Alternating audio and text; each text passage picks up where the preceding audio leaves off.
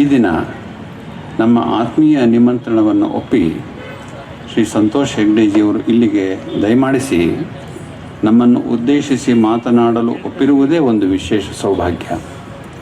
ಈಗ ಅವರು ಅರ್ಧ ಗಂಟೆ ಮೌಲ್ಯಾಧಾರಿತ ಜೀವನದ ಒಳಗುಟ್ಟು ಎಂಬ ವಿಷಯದ ಬಗ್ಗೆ ಮಾತನಾಡಲಿದ್ದಾರೆ. ಎಲ್ಲರಿಗೂ ಶುಭ ಸಂಜೆಯ ವಂದನೆಗಳು. ಈ ಒಂದು ಸುಂದರ ಅರ್ಥಪೂರ್ಣ ಕಾರ್ಯಕ್ರಮದ ವೇದಿಕೆಯಲ್ಲಿ ಆಸೀನರಾಗಿರುವಂಥ ಕುಮಾರಿ ಲಕ್ಷ್ಮೀಜಿಯವರೇ, ತಮ್ಮವರಾದಂಥ ರಂಗನಾಥ್ ಅವರೇ, ಇಲ್ಲಿ ನೆರೆದಿರುವಂಥ ಸಹೋದರರೇ, ಸಹೋದರಿಯರೇ,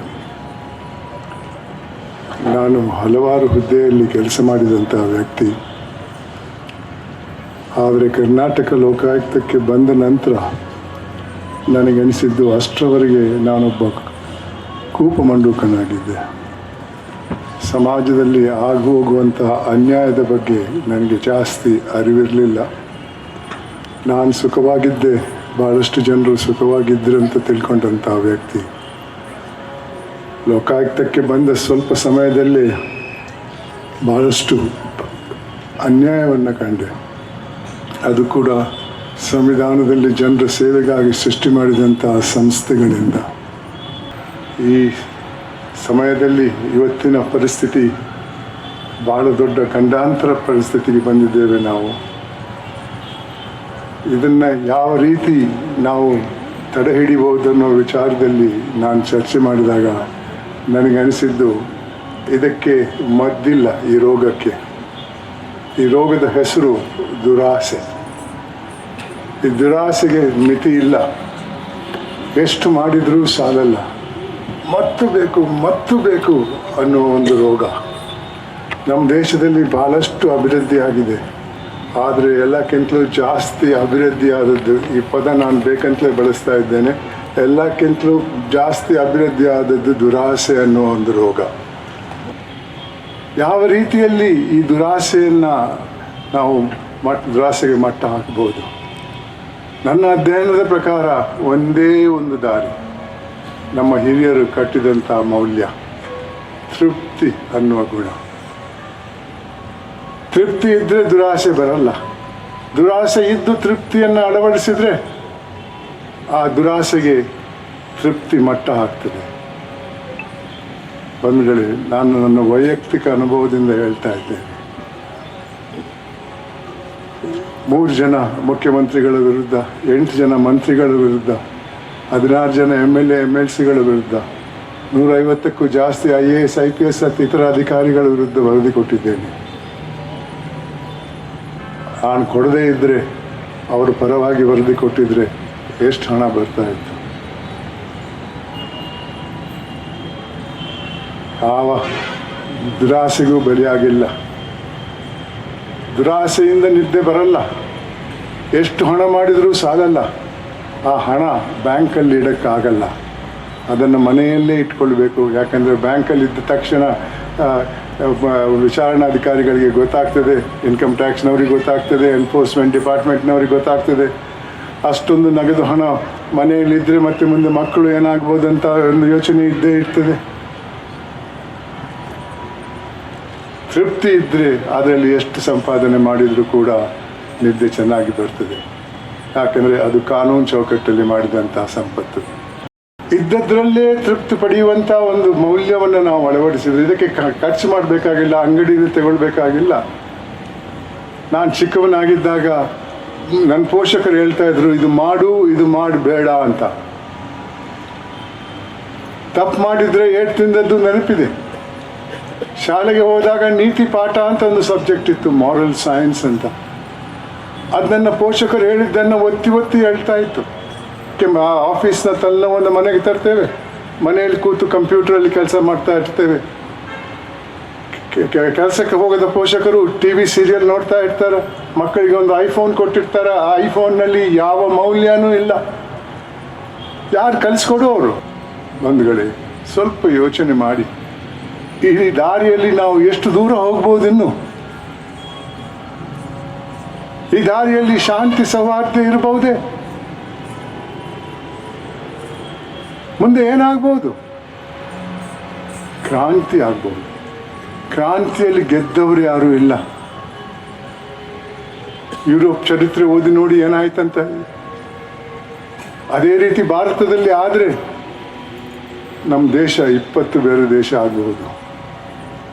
ಇವತ್ತು ಕಾವೇರಿ ನೀರಿಗಾಗಿ ನಾವು ಸುಪ್ರೀಂ ಕೋರ್ಟಲ್ಲಿ ತಮಿಳುನಾಡು ಜೊತೆ ಹೋರಾಟ ಮಾಡ್ತಾ ಇದ್ದೇವೆ. ಕ್ರಾಂತಿ ಆದರೆ ಆ ಹೋರಾಟ ರಣರಂಗದಲ್ಲಿ ಆಗಬೇಕಾದೀತು. ಆದ್ದರಿಂದ ಈ ಸಮಾಜದ ಭಾವನೆಯನ್ನು ಬದಲಾಯಿಸುವ ಪ್ರಯತ್ನ ಮಾಡೋಣ. ತೃಪ್ತಿಯನ್ನು ಗುಣ ಇಟ್ಕೊಳ್ಳೋಣ. ಆ ದಾರಿಯಲ್ಲಿ ಶ್ರೀಮಂತನಾಗುವುದು, ದೊಡ್ಡ ಹುದ್ದೆಗೆ ಹೋಗ್ಬೋದು. ಆದರೆ ಲಂಚ ಕೊಟ್ಟು ಶ್ರೀಮಂತರಾಗೋದು ಬೇಡ, ಲಂಚ ಕೊಟ್ಟು ದೊಡ್ಡ ಹುದ್ದೆಗೆ ಹೋಗುವುದು ಬೇಡ. ಆ ಲಂಚದಿಂದ ಜೀವನದಲ್ಲಿ ಸಂತಸ ಇರಲ್ಲ. ಬಂಧುಗಳೇ, ಅದೇ ರೀತಿ ಇನ್ನೊಂದು ಮೌಲ್ಯದ ಅಗತ್ಯ ಇದೆ, ಅದು ಮಾನವೀಯತೆ. ನಾವೆಲ್ಲ ತಿಳ್ಕೊಂಡಿದ್ದೇವೆ ನಾವು ಹುಟ್ಟುವಾಗ ಮಾನವರಾಗಿ ಹುಟ್ಟಿದ್ದೇವೆ ಅಂತ. ಮಾನವ ಅನ್ನುವ ಗುಂಪೇ ಇಲ್ಲ ಈ ಲೋಕದಲ್ಲಿ. ಸೈನ್ಸಲ್ಲಿ ನಾವು ಹುಟ್ಟುವುದು ಹೋಮೋಸಿಪಿಯನ್ಸ್ ಅನ್ನೋ ಒಂದು ಗುಂಪಿಗೆ, ಅದಕ್ಕೂ ಮಾನವೀಯತೆಗೂ ಯಾವ ಸಂಬಂಧನೂ ಇಲ್ಲ. ಮಾನವೀಯತೆ ಅನ್ನುವುದು ನಮ್ಮ ಹಿರಿಯರು ಕಟ್ಟಿದಂಥ ಒಂದು ಮೌಲ್ಯ. ಸಮಾಜದಲ್ಲಿ ಶಾಂತಿ ಸೌಹಾರ್ದ ಇರಬೇಕೆನ್ನುವ ಹಿನ್ನೆಲೆಯಲ್ಲಿ ನಮ್ಮ ಹಿರಿಯರು ಗುರುಗಳು ಬರೆದಿದ್ದಾರಲ್ಲ, ಏನೇ ಆಗುವುದರಿಗೆ ಬೇಕಾದವನಾಗು, ಆದರೆ ಮೊದಲು ಮಾನವನಾಗು ಅಂತಾರೆ. ಅದಕ್ಕೆ ಪೂರಕವಾಗಿ ನಾನು ಶಾಲಾ ಕಾಲೇಜಿಗೆ ಹೋಗಿದ್ದಾಗ ನನ್ನದೇ ಆದ ಒಂದು ಸಂದೇಶವನ್ನು ಮಕ್ಕಳಿಗೆ ಕೊಡ್ತಾ ಇರ್ತೇನೆ. ಹುಟ್ಟುವಾಗ ಮಾನವನಾಗಿ ಹುಟ್ಟದೆ ಇದ್ದರೂ ಜೀವನ ಪಥದಲ್ಲಿ ಮಾನವೀಯತೆಯನ್ನು ಅಳವಡಿಸಿಕೊಂಡು ಸಾಯುವಾಗ ಮಾನವನಾಗಿ ಸತ್ತರೆ ಅದಕ್ಕೆ ಮೇಲ್ಪಟ್ಟಂಥ ಗೌರವ ಯಾವುದೂ ಇಲ್ಲ. ಬಂಧುಗಳು, ಮಾನವೀಯತೆಯಿಂದ ನಮ್ಮ ಜೀವನ ನಡೆಸಿಕೊಂಡು ಅದರಲ್ಲಿ ತೃಪ್ತಿ ಮೊದಲಾಗಿ ಅಳವಡಿಸಿಕೊಂಡು ಜೀವನ ಮಾಡಿದರೆ ಆ ಜೀವನ ಸಾರ್ಥಕ ಆಗ್ತದೆ. ಒಳ್ಳೆಯ ನಿದ್ದೆ ಬರ್ತದೆ, ಯಾವ ಮದ್ದಿನ ಅಗತ್ಯ ಕೂಡ ಇಲ್ಲ. ಬಂಧುಗಳೇ, ಇವಾಗಲೇ ಹೇಳಿದಂಗೆ ತಿರ್ಗಾ ಹೇಳ್ತಾ ಇದ್ದೇನೆ, ಇದೇ ದಾರಿಯಲ್ಲಿ, ಇವತ್ತಿನ ದಾರಿಯಲ್ಲಿ ನಾವು ಮುಂದುವರಿತಾ ಹೋದರೆ ನಿಮ್ಮ ಜೀವನ ಮಾತ್ರ ಅಲ್ಲ, ನಿಮ್ಮ ಮಕ್ಕಳ ಮೊಮ್ಮಕ್ಕಳ ಜೀವನ ಏನಾಗಬಹುದು ಅಂತ ಸ್ವಲ್ಪ ಯೋಚನೆ ಮಾಡಿ. ಅವರಿಗೆ ಮೌಲ್ಯವನ್ನು ಅಳವಡಿಸಿಕೊಳ್ಳಿ. ಅವರಲ್ಲಿ ಒಂದು ತೃಪ್ತಿ ಅನ್ನುವ ಗುಣ, ಒಂದು ಮಾನವೀಯತೆ. ಬಂಧುಗಳೇ, ಈ ಎರಡು ಮೌಲ್ಯಗಳಿದ್ದರೆ ನಾವು ಸಮಾಜದ ಭಾವನೆಯನ್ನು ಬದಲಾಯಿಸಿ ಅದು ಒಳ್ಳೆಯವರನ್ನು ಮಾತ್ರ ಗುರುತಿಸಬೇಕು, ತಪ್ಪು ಮಾಡಿದವರನ್ನು ಗುರುತಿಸಬಾರ್ದು, ಬಹಿಷ್ಕರಿಸಬೇಕು ಅನ್ನುವ ಒಂದು ಸಂಪ್ರದಾಯ ನಮ್ಮ ಸಮಾಜದಲ್ಲಿ ಮುಂದುವರೆದರೆ ಖಂಡಿತವಾಗಿಯೂ ಈ ಸಮಾಜದಲ್ಲಿ ಶಾಂತಿ ಸೌಹಾರ್ದ ಇರ್ತದೆ. ಅಭಿವೃದ್ಧಿಗೆ ಬೇಕಾದಂಥ ಹಣ ಅಭಿವೃದ್ಧಿಗೆ ಹೋಗ್ತದೆ ಹೊರತು ಬೇರೆ ದಾರಿಯಲ್ಲಿ ಹೋಗಲ್ಲ. ಜೀವನ ಆವಾಗ ಸಾರ್ಥಕವಾಗಿರ್ತದೆ. ಇನ್ನು ನನ್ನ ಲೋಕಾಯುಕ್ತದ ಕೆಲವು ಅನುಭವಗಳನ್ನು ನಿಮ್ಮ ಮುಂದೆ ಇಟ್ಟು ನನ್ನ ಮಾತಿಗೆ ವಿರಾಮ ಕೊಟ್ಟು ನಿಮ್ಮ ಜೊತೆ ಸಂವಾದಕ್ಕೆ ನಾನು ತಯಾರಾಗ್ತೇನೆ. ಮಾನವೀಯತೆ ಬಗ್ಗೆ ಮೊದಲು ಒಂದು ಉದಾಹರಣೆ ಕೊಡ್ತೇನೆ. 2011ರಲ್ಲಿ ಹರೀಶ್ ನಂಜಪ್ಪ ಅನ್ನುವ 28 ವರ್ಷದ ಒಬ್ಬ ಯುವಕ ಬೆಂಗಳೂರಿನ ಆಸ್ಪಾಸಲ್ಲಿ ಮೋಟರ್ ಸೈಕಲಲ್ಲಿ ಹೋಗ್ತಾ ಇದ್ದ. ಹಿಂದೆ ಒಂದು ಲಾರಿ ಬರ್ತಾ ಇತ್ತು, ಅದರ ಒಂದು ಎದುರುಗಡೆ ಟೈರ್ ಪಂಕ್ಚರ್ ಆಗಿ ರಿಮ್ಮಲ್ಲಿ ಹೋಗ್ತಾ ಇತ್ತು. ಅದು ಮೋಟರ್ ಸೈಕಲ್ಗೆ ಅಪಘಾತ ಆಗಿ ಹರೀಶ್ ನಂಜಪ್ಪನ ದೇಹದ ಮೇಲೆ ಹೋಗ್ತದೆ, ದೇಹ ಇಬ್ಬಾಗವಾಗ್ತದೆ. ಆದರೆ ಆತ ಜೀವಂತವಾಗಿದ್ದ. ಆತ ಅಲ್ಲಿ ಹಲವಾರು ಜನ ಫೋಟೋ ತೆಗಿತಾ ಇದ್ರು, ವಿಡಿಯೋ ಮಾಡ್ತಾ ಇದ್ರು. ಅವ್ರನ್ನ ಕೇಳಿ ಒಂದು ತುತ್ತು ನೀರು ಕೊಡಿ ಅಂತ ಕೇಳಿದ, ಒಬ್ಬರು ಕೊಟ್ಟಿಲ್ಲ. ಆ್ಯಂಬುಲೆನ್ಸ್ ಬರ್ತದೆ, ಆ್ಯಂಬುಲೆನ್ಸ್ ಸಿಬ್ಬಂದಿ ದೇಹದ ಎರಡೂ ಭಾಗವನ್ನು ಎತ್ತಿ ಆ್ಯಂಬುಲೆನ್ಸಲ್ಲಿ ಹಾಕ್ತಾರೆ, ಮತ್ತು ಜೀವಂತವಾಗಿದ್ದ. ಆತ ಸಿಬ್ಬಂದಿಗೆ ಹೇಳ್ತಾನೆ, ದಯವಿಟ್ಟು ವೈದ್ಯರಿಗೆ ಹೇಳಿ ನನ್ನ ಕಣ್ಣನ್ನು ದಾನ ಮಾಡೋಕ್ಕೆ. ಎಂಥ ವಿಪರ್ಯಾಸದ ಇದು ಒಂದು ಉದಾಹರಣೆ. ಆದರೆ ಎಂಥ ವ್ಯಕ್ತಿಗಳು ನಾವು. ಇದು ಕಟ್ಟುಕತೆ ಅಲ್ಲ. ಈ ಹರೀಶ್ ನಂಜಪ್ಪನ ತಾಯಿಗೆ ZTV ಅವರು ಒಂದು ಮರಣೋತ್ತರ ಪ್ರಶಸ್ತಿ ಕೊಡ್ತಾರೆ. ಆ ಪ್ರಶಸ್ತಿಯನ್ನು ಪ್ರದಾನ ಮಾಡೋಕ್ಕೆ ನನ್ನನ್ನು ಕರೆದಿದ್ರು. ಅದು ಎಲ್ಲ ಪೇಪರಲ್ಲೂ ಆವತ್ತು ಬಂದಿತ್ತು. ಮೈಸೂರಲ್ಲಿ ಬಂದಿದೆ ಇಲ್ಲ ಗೊತ್ತಿಲ್ಲ, ಆದರೆ ಬೆಂಗಳೂರಲ್ಲಿ ಎಲ್ಲ ಪೇಪರಲ್ಲೂ ಬಂದಿತ್ತು. ಎಂಥ ವಿಚಾರಗಳು. ಅಷ್ಟೊಂದು ಮಾನವೀಯತೆ ಇಲ್ಲದೆ ಇದ್ದರೆ ಮನುಷ್ಯ ಮಾನವನಾಗ್ತಾನೋ? ಸ್ವಲ್ಪ ಯೋಚನೆ ಮಾಡಿ. ಪ್ರತಿದಿನ ನಮ್ಮ ಜೀವನದಲ್ಲಿ ಒಂದೋ ಎರಡು ಘಟನೆಗಳು ನಡೀತವೆ. ಅದರಲ್ಲಿ ನಮ್ಮ ಮಾನವೀಯತೆಯನ್ನು ತೋರಿಸುವಂಥ ಒಂದು ಸಂದರ್ಭ ಒದಗಿ ಬರ್ತದೆ. ಆದರೆ ಎಷ್ಟು ಸಲ ನಾವು ಆ ಘಟನೆಗೆ ಸ್ಪಂದಿಸ್ತೇವೆ ಅಂತ ಸ್ವಲ್ಪ ಯೋಚನೆ ಮಾಡಿ. ಇನ್ನು ದುರಾಸೆಯ ಉದಾಹರಣೆಗೆ ಬಂದರೆ 2008ರಲ್ಲಿ ಬಾಗಲಕೋಟೆಯಿಂದ ಒಬ್ಬ ಅಂಗವಿಕಲ ಟೈಲರ್ ಮತ್ತು ಆತನ ಪತ್ನಿ ಕರ್ನಾಟಕ ಲೋಕಾಯುಕ್ತ ಬೆಂಗಳೂರಿಗೆ ಆಫೀಸಿಗೆ ಬರ್ತಾರೆ. ಏನಪ್ಪ ಸಮಸ್ಯೆ ಅಂತ ಕೇಳಿದರೆ, ಸ್ವಾಮಿ ಒಂದು 6 ತಿಂಗಳ ಮಗುವನ್ನು ಕರ್ಕೊಂಡು ಬರ್ತಾರೆ. ಏನಪ್ಪ ಸಮಸ್ಯೆ ಅಂತ ಕೇಳಿದರೆ, ಸ್ವಾಮಿ ಈ ಮಗು ನೋಡೋಕ್ಕೆ ಚೆನ್ನಾಗಿದೆ, ಈ ಮಗುವಿಗೆ ಗುದದ್ವಾರ ಇಲ್ಲ, ತಿನ್ನುವುದು ಬಾಯಲ್ಲಿ, ಹೊರಗೆ ತರುವುದು ಬಾಯಲ್ಲಿ. ಬಾಗಲಕೋಟೆ ಡಾಕ್ಟ್ರ್ ಹೇಳ್ತಾರೆ, ಬೇಸರ ಮಾಡ್ಕೊಳ್ಬೇಡಿ, ಮಗುವನ್ನು ಒಂದು ಸುಸಜ್ಜಿತ ಆಸ್ಪತ್ರೆಗೆ ಕರ್ಕೊಂಡು ಹೋಗಿ ಅಲ್ಲಿ ಮಕ್ಕಳ ತಜ್ಞ ಆಪರೇಷನ್ ಮೂಲಕ ಸರಿ ಮಾಡಿಸ್ಕೊಡ್ತಾನಂತ. ಅದನ್ನು ನಂಬಿ ಪೋಷಕರು ಆ ಮಗುವನ್ನು ಒಂದು ಸರ್ಕಾರಿ ಮೆಡಿಕಲ್ ಕಾಲೇಜ್ ಆಸ್ಪತ್ರೆಗೆ ಕರ್ಕೊಂಡು ಹೋಗ್ತಾರೆ. ಅಲ್ಲಿ ಮಕ್ಕಳ ತಜ್ಞ ಮಗುವನ್ನು ಪರೀಕ್ಷೆ ಮಾಡ್ತಾನೆ. ಪರೀಕ್ಷೆ ಮಾಡಿಬಿಟ್ಟು ಎಲ್ಲ ಮಾಡಿಕೊಡ್ತೇನೆ, ಆದರೆ ಒಂದಿಷ್ಟು ಖರ್ಚಾಗ್ತದೆ ಅಂತಾನೆ. ಖರ್ಚಲ್ಲ, ಲಂಚ. ಗಂಡ ಹೆಂಡತಿ ತಮ್ಮಲ್ಲಿದ್ದಂಥ ಎಲ್ಲ ಹಣವನ್ನು ಮೇಜಿನ ಮೇಲೆ ಇಡ್ತಾರೆ. ಆ ವೈದ್ಯ ಅದಕ್ಕೆ ಲೆಕ್ಕ ಹಾಕ್ತಾನೆ. ಲೆಕ್ಕ ಹಾಕಿಬಿಟ್ಟು ಈ ಮೊತ್ತಕ್ಕೆ ನಾನು ಪಕ್ಕದಲ್ಲೊಂದು ಸಂಧಿ ಮಾಡಿಕೊಡ್ತೇನೆ, ಮಲ ಅದರಿಂದ ಹೊರಗೆ ಹೋಗ್ತದೆ, ಮಗು ಮಲ ಶೇಖರಣೆ ಮಾಡೋಕ್ಕೆ ಒಂದು ಬ್ಯಾಗ್ ಹಾಕ್ಕೊಂಡಿರಬೇಕು, ಆವಾಗ ಬ್ಯಾಗನ್ನು ಕ್ಲೀನ್ ಮಾಡ್ತಾ ಇರಬೇಕು ಜೀವನ ಪರ್ಯಂತ. ಆತನ ನಂಬದೆ ಆ ಮಗುವನ್ನು ಮತ್ತು ಹಣವನ್ನು ವಾಪಸ್ ಪಡ್ಕೊಂಡು ಅದನ್ನು ಕರ್ನಾಟಕ ಲೋಕಾಯುಕ್ತ ಆಫೀಸಿಗೆ ಬರ್ತಾರೆ ಬೆಂಗಳೂರಲ್ಲಿ. ನಮ್ಮ ಅಧಿಕಾರಿಗಳು ಆ ಮಗುವನ್ನು ಹಳೆ ಏರ್ಪೋರ್ಟ್ ರೋಡಲ್ಲಿರುವಂಥ ಒಂದು ಮಣಿಪಾಲ್ ಆಸ್ಪತ್ರೆಗೆ ಕರ್ಕೊಂಡು ಹೋಗ್ತಾರೆ. ಅಲ್ಲಿ ಮಕ್ಕಳ ತಜ್ಞ ಮಗುವನ್ನು ಪರೀಕ್ಷೆ ಮಾಡ್ತಾನೆ ಮತ್ತು ಎಲ್ಲ ಆಪರೇಷನ್ ಮಾಡ್ತಾನೆ. ಆ ಮಗು ಇವತ್ತು 16 ವರ್ಷದ ಹೆಣ್ಮಗಳು. ಪ್ರತಿ ವರ್ಷ ಆ ಮಗುವನ್ನು ಆಕೆಯ ಹುಟ್ಟುಹಬ್ಬಕ್ಕೆ ನನಗೆ ಫೋನ್ ಕಾಂಟ್ಯಾಕ್ಟ್ ಮಾಡ್ತಾರೆ. 16ನೇ ವರ್ಷಕ್ಕೆ ಈಕೆ ನನ್ನ ಮನೆ ಕರ್ಕೊಂಡು ಬಂದಿತ್ತು. ಯಾವ ನ್ಯೂನ್ಯತೆಯೂ ಇಲ್ಲ. ಸ್ವಲ್ಪ ಯೋಚನೆ ಮಾಡಿ, ಈ ವಯಸ್ಸಲ್ಲಿ ಆ ಮಗು ಬ್ಯಾಗ್ ಹಾಕ್ಕೊಂಡು ಸುತ್ತಾ ಇದ್ದರೆ ಆಕೆಯ ಭವಿಷ್ಯ ಏನಾಗ್ತಾ ಇತ್ತು. ಆ ವೈದ್ಯನನ್ನು ನೋಡಿ, ಅವನು ದೇವರನ್ನು ಬೇಡ್ಕೊಂಡಿರಬೇಕು, ನನಗೆ ವಿದ್ಯೆ ಕೊಡಿ, ನನ್ನನ್ನು ಮಕ್ಕಳ ತಜ್ಞನಾಗಿ ಮಾಡಿ, ನನಗೊಂದು ಸರ್ಕಾರಿ ಕೆಲಸ ಕೊಡಿಸಿ ಅಂತ. ದೇವರೆಲ್ಲ ವರ ಕೊಟ್ಟರು. ಅಲ್ಲೊಂದು 6 ತಿಂಗಳ ಮಗು ಬರ್ತದೆ. ಕೈ ತುಂಬ ಸಂಬಳ ಪಡಿತಾನೆ. ಆವತ್ತು ಸುಮಾರು 1 ಲಕ್ಷಕ್ಕೆ ಮೇಲೆ ಪಟ್ಟು ಸಂಬಳ ಬರ್ತದೆ. ಇವತ್ತು 2 ಲಕ್ಷಕ್ಕೂ ಜಾಸ್ತಿ ಇರಬೇಕು. ಆ ಮಗುವಿಗೆ ಒಂದು ಭವಿಷ್ಯ ಕೊಡುವಂಥ ಶಕ್ತಿ ಆತನಲ್ಲಿತ್ತು. ಆದರೆ ಆ ದುರಾಸೆ ಅವನನ್ನು ಬಿಟ್ಟಿಲ್ಲ. ಎಂಥ ವ್ಯಕ್ತಿಗಳಿದ್ದಾರೆ ಆಡಳಿತೆಯಲ್ಲಿ. ಪ್ರಜಾಪ್ರಭುತ್ವ ಅಂತ ಹೇಳ್ತೇವೆ ನಾವು. ಪ್ರಜಾಪ್ರಭುತ್ವದಲ್ಲಿ ವ್ಯಕ್ತಿಗಳೇ ಪರಮಾತ್ಮ. ಆದರೆ ಈ ದುರಾಸೆಯಿಂದಾಗಿ ಯಾವ ಮಟ್ಟಕ್ಕೆ ಹೋಗಿದ್ದೇವೆ. ಇದು ಒಂದು ಉದಾಹರಣೆ. ಆದರೆ ಇನ್ನೊಂದು ಉದಾಹರಣೆ ಕೊಡ್ತೀನಿ. ಒಂದು ದಿವಸ 80-85 ವರ್ಷಕ್ಕೂ ಜಾಸ್ತಿ ವಯಸ್ಸಿನ ಮಹಿಳೆಯೊಬ್ಬರು ಬರ್ತಾರೆ.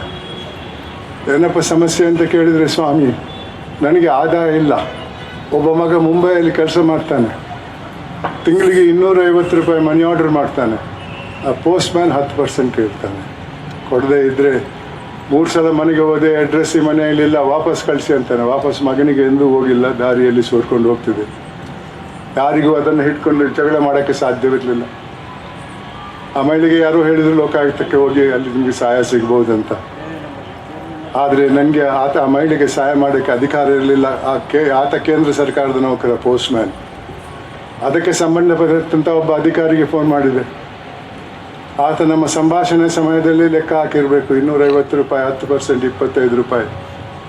ಆತ ನನಗೆ ಹೇಳ್ತಾನೆ ನೇರವಾಗಿ, ಸರ್ 25 ರೂಪಾಯಿ ಕೇಸ್ ಸರ್, ನನ್ನ ಅಧಿಕಾರಿಗಳೆಲ್ಲ ಕೋಟ್ಯಾಂತರ ರೂಪಾಯಿ ಹಗರಣಗಳನ್ನು ವಿಚಾರಣೆ ಮಾಡ್ತಾ ಇದ್ದಾರೆ, ನನಗೆ ಅಧಿಕಾರಿಗಳ ಅಭಾವ ಇದೆ, 25 ರೂಪಾಯಿ ಕೇಸ್ಗೆ ನನ್ನ ಹತ್ರ ಅಧಿಕಾರಿಗಳಿಲ್ಲ.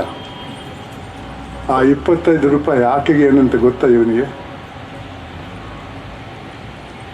ಎಂಥ ವ್ಯಕ್ತಿಗಳು ಅಧಿಕಾರದಲ್ಲಿದ್ದಾರೆ. ಅದು ನನಗೆ ಹೇಳ್ತಾನೆ, ನಿಮಗೊಂದು ಪೊಲೀಸ್ ಸಂಸ್ಥೆ ಇದೆ, ನೀವೇ ಮಾಡಿಬಿಡಿ. ಹೌದು, ಬೇರೆ ದಾರಿ ಇರಲಿಲ್ಲ. ನಮ್ಮ ಪೊಲೀಸ್ ಅಧಿಕಾರಿಗಳನ್ನ ಕಳಿಸಿ ಹೇಳಿದೆ ಈ ರೀತಿ ಇದೆ ಅಂತ. ಅವ್ರು ಸರ್ ಬಿಟ್ಬಿಡಿ ಸರ್, ನಾವು ನೋಡ್ಕೊಳ್ತೇವೆ ಅಂತ ಹೇಳಿದರು. ಹೋಗಿ ಅವನ ಹತ್ರ ಅವರ ಭಾಷೆಯಲ್ಲಿ ಮಾತಾಡಿರಬೇಕು ಕಾಣಿಸ್ತದೆ. ಅದು ಮುಗಿದೋಯ್ತು ಅಲ್ಲಿಗೆ. ಆ ಮಹಿಳೆಗೆ ಮಾತ್ರ, ಮಿಕ್ಕಿದವರಿಗೆಲ್ಲ. ಸ್ವಲ್ಪ ಯೋಚನೆ ಮಾಡಿ, ಯಾವ ರೀತಿಯಲ್ಲಿ ಆಡಳಿತ ನಡೀತಾ ಇದೆ. ಆ ಪಕ್ಷ ಈ ಪಕ್ಷ ಅಂತ ಅಲ್ಲ. ಒಬ್ಬರು ಒಂದು ಪಕ್ಷದವ್ರು ಇನ್ನೊಂದು ಪಕ್ಷಕ್ಕೆ ಹೇಳಿದ್ರೆ ನೀವು ಭ್ರಷ್ಟರಲ್ವೇ ಅಂತ ಕೇಳಿದರೆ ಅವರು ಇಲ್ಲ ಅನ್ನಲ್ಲ, ನಿಮ್ಮಷ್ಟಿಲ್ಲ ಅಂತಾರೆ. ಇದೊಂದು ಪ್ರಾಕ್ಟೀಸ್ ಆಗೋಗಿದೆ. ಯಾವವರೆಗೆ ಪ್ರಾಕ್ಟೀಸ್ ಅಂದರೆ ಅಲ್ಲಿ ನಾವೇ ಹೋಗಿ ಕೊಡ್ತಾ ಇರ್ತೇವೆ ಅವ್ರು ಕೇಳುವ ಮೊದಲು. ಒಂದು ಅರ್ಥ ಮಾಡ್ಕೊಳ್ಳಿ, ಭ್ರಷ್ಟಾಚಾರದ ಕಾನೂನು ಪ್ರಕಾರ ಲಂಚ ಕೊಡುವವನು ಕೂಡ ಆರೋಪಿ. ಅಷ್ಟೇ ಶಿಕ್ಷೆ ಇದೆ. ಕಠಿಣ ಶಿಕ್ಷೆ ಇದಕ್ಕಿಂತ ಜಾಸ್ತಿ ಮಾಡಿದ್ರು ಏನು ಪ್ರಯೋಜನ ಇಲ್ಲ. ಚೈನಾದಲ್ಲಿ ಭ್ರಷ್ಟಿಗೆ ಗಲ್ಲು ಶಿಕ್ಷೆ. 2016ನೇ ಇಸವಿಯ ಒಂದು ಅಸೋಸಿಯೇಷನ್, ಟ್ರಾನ್ಸ್ಪರೆನ್ಸಿ ಇಂಟರ್ನ್ಯಾಷನಲ್ ಅನ್ನೋ ಒಂದು ಅಸೋಸಿಯೇಷನ್ನ ವರದಿ ಪ್ರಕಾರ ಚೈನಾದಲ್ಲಿ ನಮಗಿಂತ ಜಾಸ್ತಿ ಭ್ರಷ್ಟಾಚಾರ ಇದೆ. ಅಲ್ಲಿ ಗಲ್ಲು ಶಿಕ್ಷೆ ಇದ್ದರೂ ಕೂಡ. ಇದಕ್ಕೆ ಒಂದೇ ದಾರಿ, ನಮ್ಮ ಜೀವನದಲ್ಲಿ ಮೌಲ್ಯವನ್ನು ಅಳವಡಿಸಿದರೆ ಸಮಾಜ ನಮ್ಮನ್ನು ಒಪ್ಕೊಳ್ತದೆ. ಇಲ್ಲದೇ ಇದ್ರೆ ಸಮಾಜದ ಭಾವನೆಗಳಿಂದ ನಾವು ಅದರ ಜೊತೆಯಿಂದ ಹೋಗ್ತಾ ಇರ್ತೇವೆ.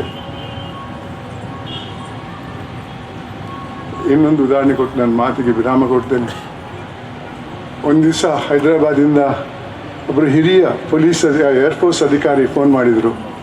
ಅವ್ರು ಹೇಳಿದರು, 3 ದಿವಸದ ಹಿಂದೆ ನನ್ನ ಅಣ್ಣನ 18 ವರ್ಷದ ಮಗಳು ಬೆಂಗಳೂರಲ್ಲಿ ಅಪಘಾತಕ್ಕೆ ಸಿಲುಕಿ ಸಾವನ್ನಪ್ಪಿದ್ದಾಳೆ. ಆಕೆಯ ಶವ ಒಂದು ಸರ್ಕಾರಿ ಮೆಡಿಕಲ್ ಕಾಲೇಜ್ ಆಸ್ಪತ್ರೆಯಲ್ಲಿದೆ. ಬರೀ ಮೆಡಿಕಲ್ ಕಾಲೇಜ್ ಅಲ್ಲ, ಸರ್ಕಾರಿ ಆಸ್ಪತ್ರೆಯಲ್ಲಿದೆ. 3 ದಿವಸ ಆಯಿತು, ಒಂದು ಆ್ಯಂಬುಲೆನ್ಸ್ ಇಟ್ಟಿದ್ದೇವೆ, ಪೊಲೀಸರು ಶವ ಕೊಡ್ತಾ ಇಲ್ಲ, ಶವ ಪರೀಕ್ಷೆ ನಡೆದಿಲ್ಲ ಅನ್ನೋ ಒಂದೇ ಕಾರಣಕ್ಕಾಗಿ ಶವ ಕೊಡ್ತಾ ಇಲ್ಲ.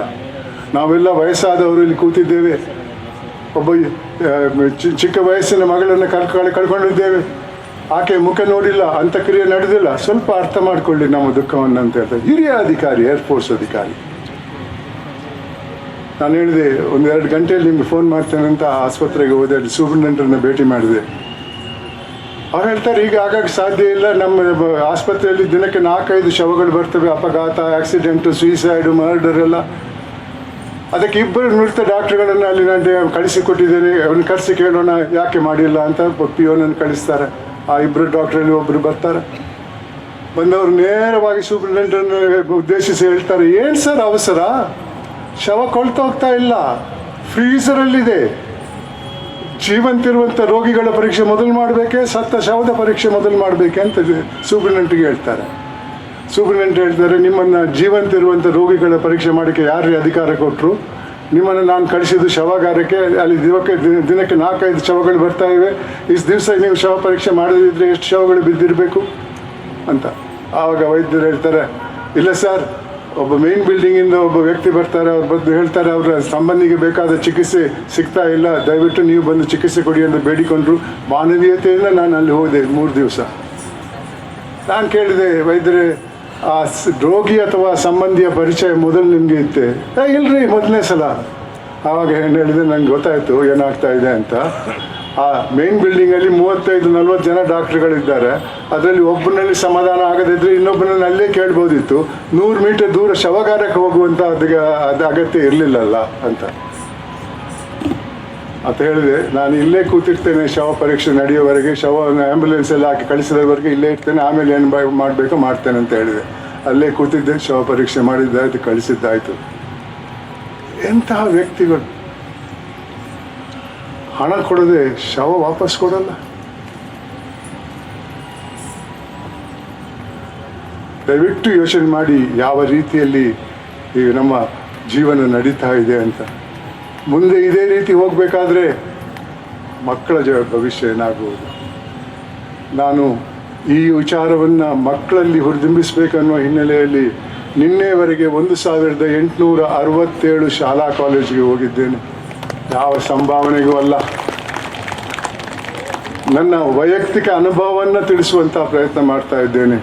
ಈ ಸಮಾಜವನ್ನು ಬದಲಾಯಿಸುವಂಥ ಪ್ರಯತ್ನ. ಅದರಲ್ಲಿ ನೀವು ಕೂಡ ಸಹಕರಿಸಬೇಕಂತ ನಿಮ್ಮಲ್ಲಿ ನಾನು ಕೇಳ್ಕೊಳ್ತಾ ಇದ್ದೇನೆ. ನಿಮ್ಮಲ್ಲಿ ಈ 2 ಮೌಲ್ಯಗಳನ್ನು ಅಳವಡಿಸಿ, ಮಕ್ಕಳಲ್ಲಿ ಅಳವಡಿಸಿ, ಅದರ ಅಗತ್ಯವನ್ನು ಮಕ್ಕಳಿಗೆ ತಿಳಿಸ್ಕೊಡಿ ಮತ್ತು ಅವರ ಭವಿಷ್ಯದ ಬಗ್ಗೆ ತಿಳಿಸ್ಕೊಡಿ. ಬಂಧುಗಳೇ, ಮುಂದಕ್ಕೆ ನಾನು ನಿಮ್ಮ ಜೊತೆ ಸಂವಾದ ಮಾಡೋಕ್ಕೆ ರೆಡಿಯಾಗಿದ್ದೇನೆ.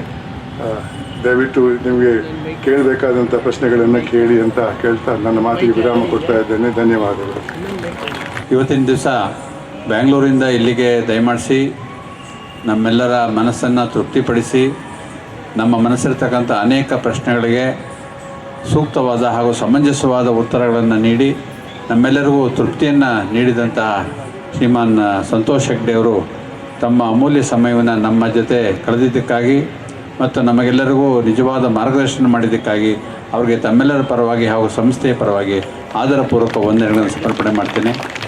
ಹಾಗೂ ನಮ್ಮ ಹಿರಿಯ ಸಹೋದರಿಯಾದ ರಾಜಯೋಗಿನಿ ಬ್ರಹ್ಮಕುಮಾರಿ ಲಕ್ಷ್ಮೀಜಿಯವ್ರನ್ನ ನಮ್ಮ ಸಂತೋಷ್ ಹೆಗ್ಡೆ ಅವರಿಗೆ ಗೌರವವನ್ನು ಸಮರ್ಪಣೆ ಮಾಡಬೇಕು ಅಂತ ಕೇಳ್ಕೊಳ್ತೀನಿ.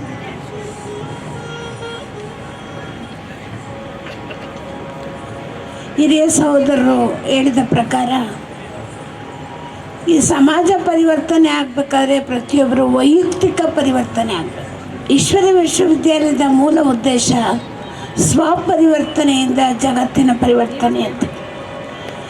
ಆದ್ದರಿಂದ ಇಲ್ಲಿ ಮಕ್ಕಳಿಂದ ಹಿಡಿದು ಹಿರಿಯರವರೆಗೆ ಪ್ರತಿನಿತ್ಯ ಅವರಿಗೆ ಈ ಆಧ್ಯಾತ್ಮಿಕ ವಿದ್ಯೆಯಲ್ಲಿ ಮೌಲ್ಯಗಳನ್ನು ಅಳವಡಿಸ್ಕೊಳ್ಳೋದು ಹೇಗೆ, ಅಪಮೌಲ್ಯಗಳನ್ನು ಪರಿವರ್ತನೆ ಮಾಡ್ಕೊಳ್ಳೋದು ಹೇಗೆ, ತಮ್ಮ ಕುಟುಂಬ ಪರಿವಾರದಲ್ಲಿ ಮೊದಲು ಏಕತೆಯನ್ನು ಹೊಂದೋದು ಹೇಗೆ, ಒಂದೊಂದು ಕ್ಷೇತ್ರದಲ್ಲಿ ಅವರು ಏಕಾಗ್ರತೆಯಿಂದ ಅವರು ಮಾಡುವಂಥ ಕಾರ್ಯಗಳನ್ನ ಅಚ್ಚುಕಟ್ಟಾಗಿ ಹೇಗೆ ಮಾಡಬೇಕು, ಸತ್ಯತೆಯಿಂದ ಹೇಗೆ ನಡ್ಕೊಳ್ಬೇಕು, ಈ ಎಲ್ಲ ಮೌಲ್ಯಗಳು ವೈಯಕ್ತಿಕ ಜೀವನದಲ್ಲಿ ಅಳವಡಿಸ್ಕೊಳ್ಳುವಂಥ ಪ್ರಾಮುಖ್ಯತೆಯೇ ಈ ಸಮಾಜಕ್ಕೆ ಕೊಟ್ಟಾಗ ನಾವು ಸರ್ಕಾರದ ಮೇಲಾಗಿರಲಿ ಅಥವಾ ಕೋರ್ಟ್ಗಳ ಮೇಲಾಗಿರಲಿ, ಪೊಲೀಸ್ನವ್ರ ಮೇಲಾಗಿರಲಿ, ಆಸ್ಪತ್ರೆಗಳ ಮೇಲಾಗಿರಲಿ ದೋಷ ಹೊರಿಸೋ ಅಗತ್ಯ ಇಲ್ಲ.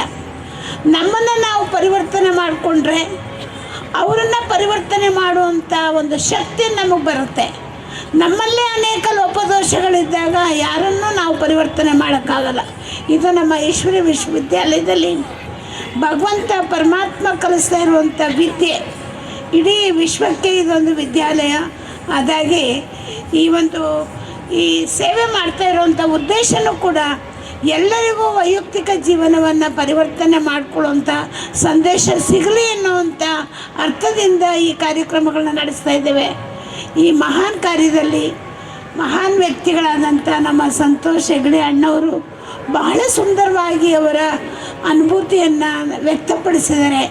ಆ ಆದರ್ಶತೆಯನ್ನು ನಮ್ಮ ವೈಯಕ್ತಿಕ ಜೀವನದಲ್ಲಿ ಅಳವಡಿಸ್ಕೊಳ್ಳುವಂಥ ಒಂದು ಗುರಿಯನ್ನು ನಾವು ಅಳವಡಿಸ್ಕೊಂಡು ಜೊತೆಯಲ್ಲಿ ಈಶ್ವರನ ಜ್ಞಾನವನ್ನು ಪಡೆದಾಗ ನಮ್ಮ ಜೀವನದ ಸರ್ವತೋಭಾಗದಲ್ಲಿ ಪರಿವರ್ತನೆ ಹೊಂದುವಂಥ ಅರಿವು ತಮ್ಮೆಲ್ಲರಿಗೂ ಸಿಗುತ್ತೆ ಅಂತ ನಾನು ತಿಳಿಸ್ತಾ ಅಣ್ಣವರಿಗೆ ಮತ್ತು ತಮ್ಮೆಲ್ಲರಿಗೂ ನಾನು ಹೃದಯಪೂರ್ವಕವಾಗಿ ವಂದಿಸ್ತೇನೆ.